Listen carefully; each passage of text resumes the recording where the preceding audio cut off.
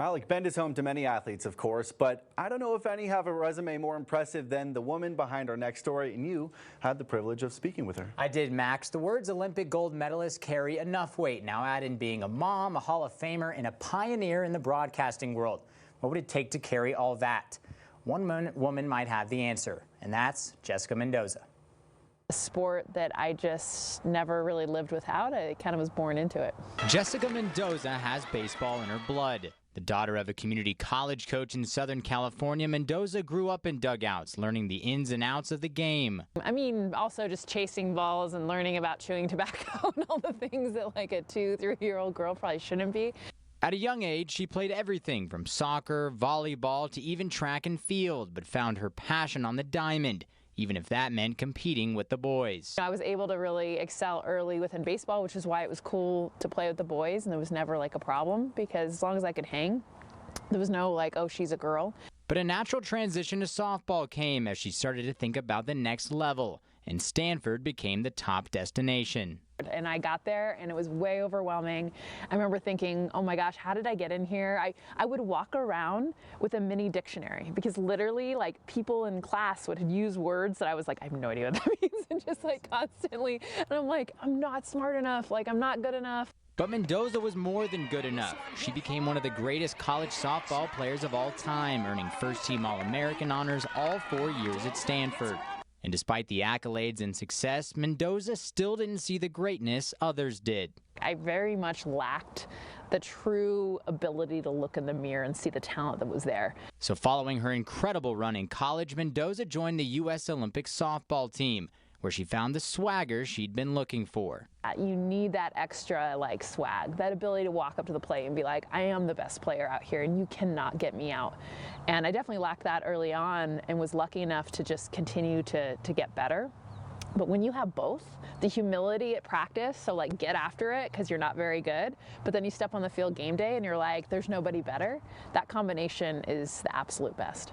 Mendoza would help lead Team USA to a gold in Athens in 2004 and a silver in Beijing in 2008. But before the team's journey to gold in Athens could even begin, tragedy struck, as their head coach's wife died alongside the team before heading overseas. She died in front of us. We were all at the airport together. It was super traumatic, especially because we were so close.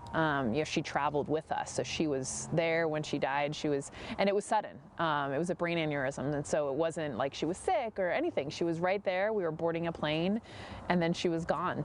But Mendoza and her teammates used the tragedy as a rallying cry. Anyone who knows that's gone through anything traumatic, death, sickness, it definitely brings people together in a way because you're very vulnerable. You know, you're crying, you're upset, you're questioning a lot of things, and you're forgetting about a gold medal. Like the perspective completely changes, and it allowed our team to really bond. So after winning at the highest level in the world and representing her country in multiple Olympics, what was left for Mendoza after softball? The worldwide leader in sports had an idea. And I remember it was after one of our World Cup games that was on ESPN. We just played China, and the producer came up and was like, you got all this energy and passion for the game. Would you ever consider commentating for ESPN? And I kind of laughed in the moment because, you know, you think, okay, I need to have a journalism degree, like some sort of background. And just like anything else Mendoza set her mind to, life behind the mic became second nature. Some work with college and the Little League World Series led to becoming a Major League Baseball analyst, which some disagreed with. But I did not see that coming. It was a whole other level of reaction, and I think people reacting more to the negative too.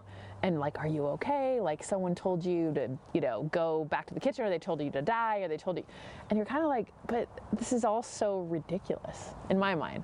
Mendoza would not only excel, she would make history, becoming the first full-time female announcer in baseball history.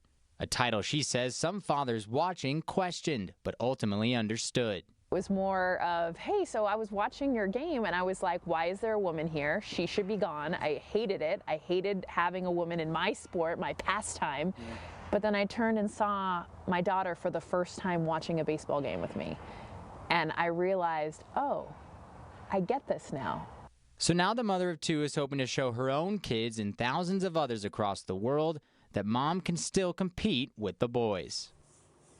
Now, although Jessica does live in Bend, she's actually in Tokyo right now, Max, covering the U.S. women's softball team. And they've got a big game tomorrow morning against the host nation of Japan for gold. A bit of a revenge game. A revenge game, yeah. The team they lost to in the finals of the 2008 Olympics in Beijing.